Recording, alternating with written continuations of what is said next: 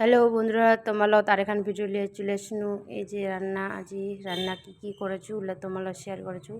এই ভাত বসাই দিয়ে অন্য কিছু চড়াই দিন, হলুদ নুন দিয়া পনির লাগানো ভাজি লিনু, না হালকা লাল করে দিয়া ভাজি লিনু। তারপরে এরা উঠাই লিনু। তারপরে আগুনে তেল দিয়া তারপরে এই দিয়া দিনু কলো, মানে কলো ভাজি করিম, শাক খাওয়া কলো দিয়া মানে ভাজা হবে। আর নুন দিয়া মানে নিরামিষে হলুদ নুন দিয়ে খালি ভাজিম, তো মশলা দিমনি। হয়ে গেল মোর ভাজিতে ভাজা। আর ইতি চড়াই দিলু সকাল কোনো শাক ভাজি ছিল, মানে এখন লবণ নুন বেশি হয়েছে, ওটা কোনো হালকা ভাজি দিনু গরম হবে। তারপরে ইতি আলুলা ছোটো ছোটো করে কাজিচ্ছু করে চড়াই লিনু, হালকা করে ভাজিয়ে তারপর লাল লাল করে সিদ্ধ করে লিনু। তারপরে ছিল টমেটো বাটা, আদা বাটা, পোস্ত, কাজু বাদাম বাটা, এইগুলা দিয়ে মানে ওটা গ্রেভিটা অনেক ঝোল হবে। তারপরে হলুদ নুন গুঁড়ামরিচি লঙ্কা হালকা দিনু, তারপরে পনির চড়াই দিনু।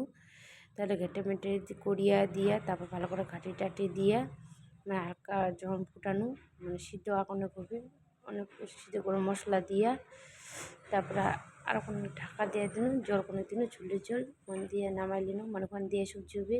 ইতি হয়ে গেল। দেখো ভাতলা মুড়ি।